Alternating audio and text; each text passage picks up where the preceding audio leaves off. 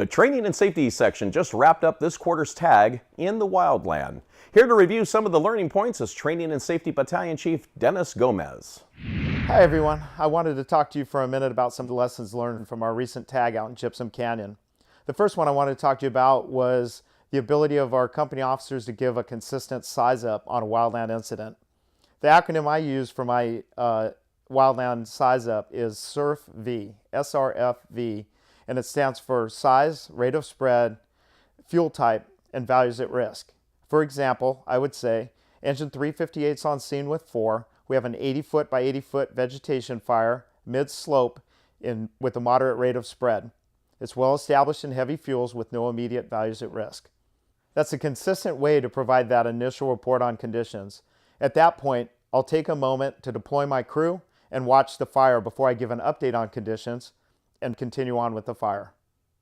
The second thing we noticed amongst our initial attack crews was the lack of consistency with our paramedics carrying the ALS blue bag that we provided all of our ALS units. The blue bag is out there to treat our own firefighters for everything from a bee sting, chest pain, or gives us the ability to start a large bag on a patient that's dehydrated. It's for our own safety, and we do require that each paramedic carry one from each medic unit out on the line. The third thing we should talk about is putting down adequate wet line during a progressive hose lay. There's two reasons we put down adequate wet line. The first is obviously to put out the fire and make sure that it doesn't jump the line behind you, but also it's to make sure that you have a cool bed in which to lay your hose. The key is once you lay your hose in that cool bed, it should stay intact. We noticed on the Kodo fire that we had a lot of blown hose, and it was attributed to the fact that the initial attack crews were laying their line a little too quickly and allowing that hose to burn through and have to be replaced. From a command and control perspective, it seems like the company officers and chief officers that had the most success were the ones that were able to switch from the 800 megahertz over to the BK early on in the incident, and then establish that all the initial attack units were switched over to the Bendix King radio.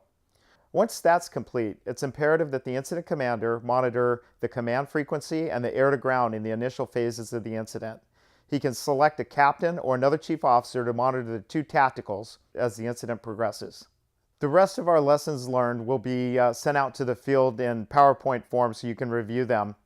I would like to thank all of you for coming out with such great attitudes out to Gypsum Canyon. I know we had some days that were long and hot and dusty, but everybody showed up with a great attitude.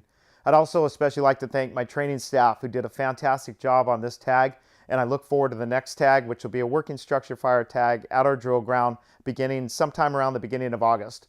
I look forward to sending out some study material out on a Target Solutions assignment in the near future. Have a great day.